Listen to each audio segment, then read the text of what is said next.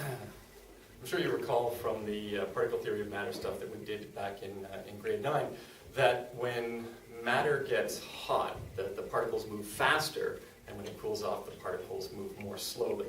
And this is what temperature is. So temperature is the average kinetic energy, or the average speed of motion of the particles in a substance. The more the average kinetic energy, or the more motion of the particles, the higher the temperature.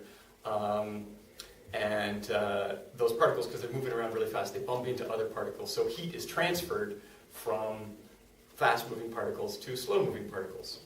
Just like if there's a collision on the highway, the energy is transferred from the fast-moving cars to the slow-moving cars. Okay, so just want to go through some of the terms just to refresh your memory. So thermal transfer is a term we'll be talking about. And that's the transfer of thermal energy. Thermal energy is the total kinetic energy of particles in an object. That differs a little bit from temperature, in that temperature is the average kinetic energy. So if you have, say, a 10 kilogram block of ice, that 10 kilogram block of ice has lots of particles, even if they're moving more slowly than, say, a nice little cup of espresso, which is a high temperature. The average motion of those particles is much faster, but the total energy in the big block of ice is actually greater than in the little cup of coffee.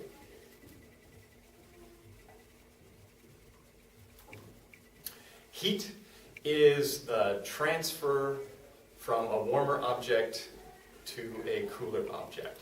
So it's very much like work. When we were talking about energy, work was the transfer of energy from one thing to another. Heat is the transfer of that kinetic energy of the particles from one substance to another. So the motion of the particles down at the atomic level is being transferred.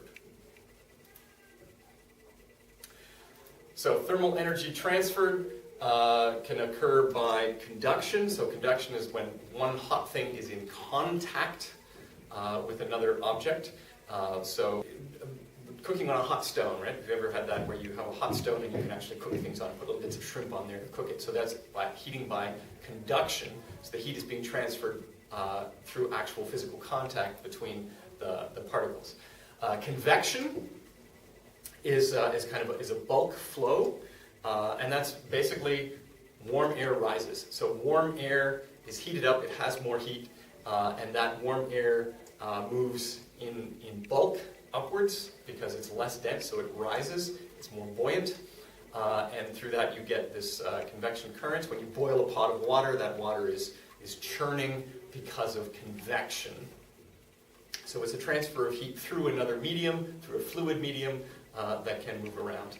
And then finally through radiation, so radiant energy, electromagnetic waves, or radiant heat, which you feel every day when you go out and it's nice and sunny and you feel that heat from the sun on your face.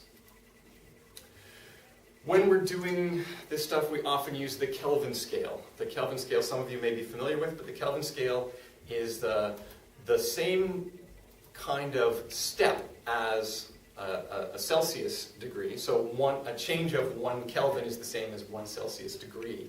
But the start points are different. So the start point of the Celsius scale, which is 0, is the freezing point of water, whereas the start point for the Kelvin scale is absolute 0. So the coldest temperature that can possibly be the point at which the particles actually stop moving, and that would be 0 Kelvin.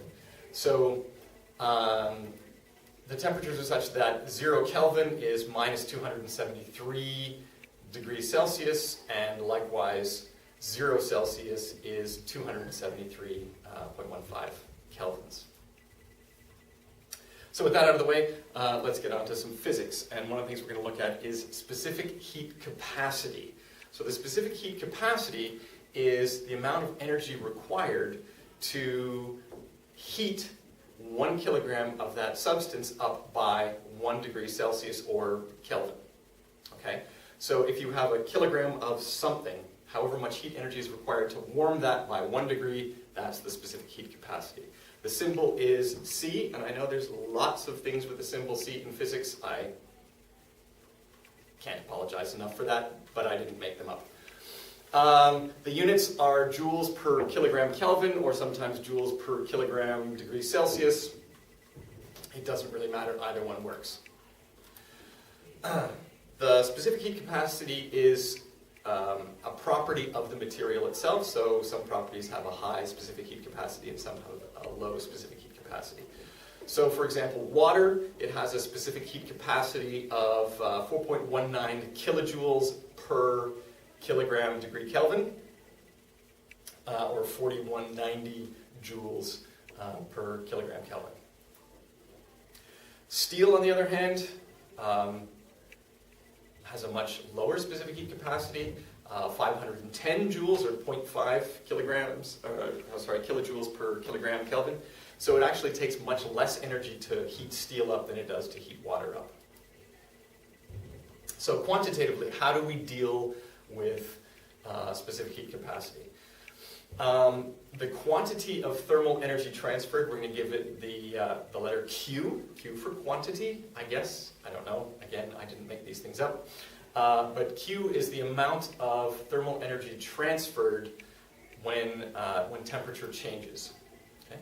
And that value Q is equal to the mass of the sample we have times the specific heat capacity, C, times the change in temperature. Now, if the change in temperature is positive, then Q is going to be positive, obviously. And if the change in temperature is negative, so if it's dropping in temperature, then that Q is going to be negative. So let's work through an example.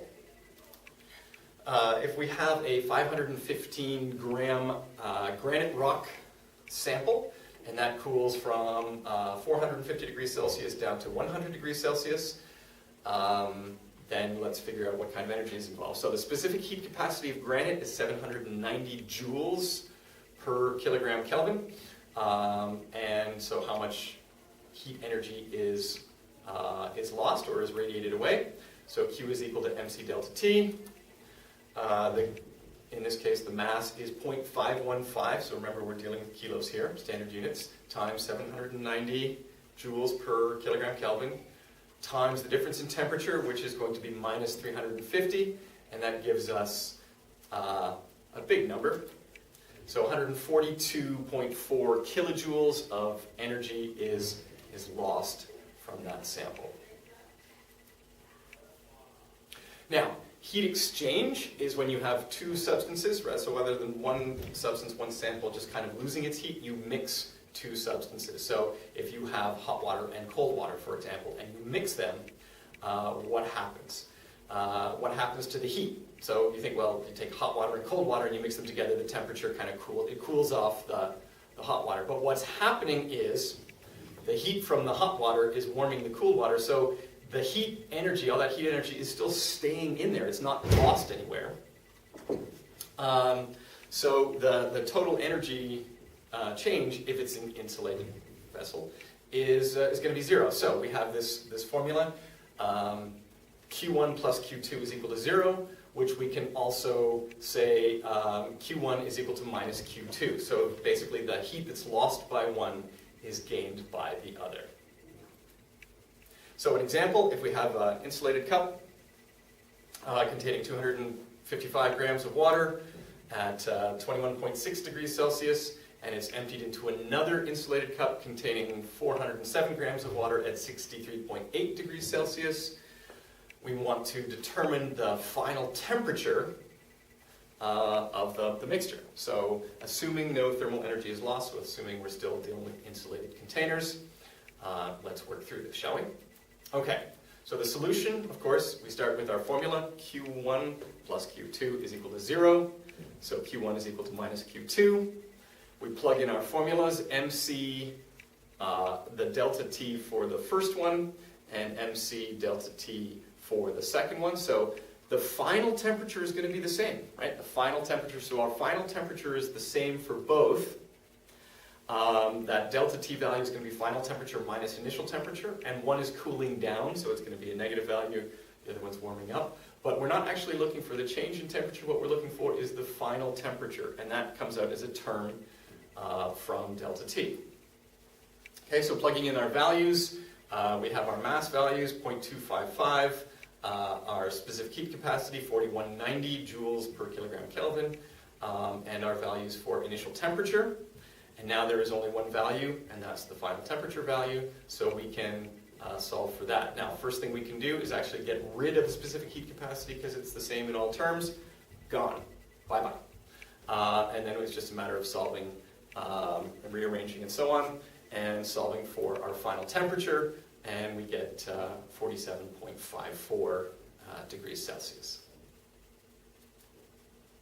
Okay, I hope that sort of explained things. I know it was rushed a little bit, but this stuff can also be found in the textbook, and it can be found online to help clarify. These examples are very similar to ones in the textbook, so you can work through those as well. All right? Good luck.